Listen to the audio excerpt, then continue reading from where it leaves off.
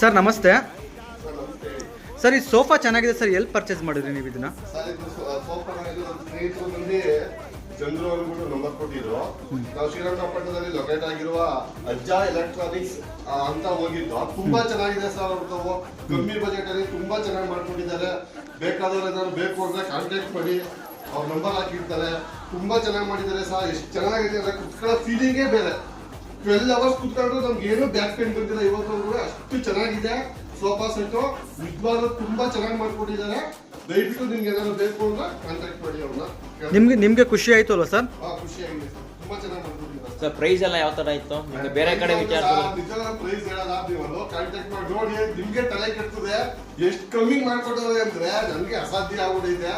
ನೀವೇನ್ ಹೇಳ್ಕೊಡ್ತೀರಾ, ನೀವೇನ್ ಹೇಳ್ತೀರಾ ಪ್ಯಾಟರ್ನ್ ಅದ್ರಕ್ಕಿಂತ ತುಂಬಾ ಚೆನ್ನಾಗಿ ಮಾಡ್ಕೊಡ್ತಾರೆ. ಅವ್ರನ್ನೇ ಒಂದ್ಸತಿ ಕೇಳಿ ನೋಡಿ, ಪ್ಯಾಟರ್ನ್ ಈ ತರ ಚೆನ್ನಾಗಿರ್ತದೆ ಅಂತ.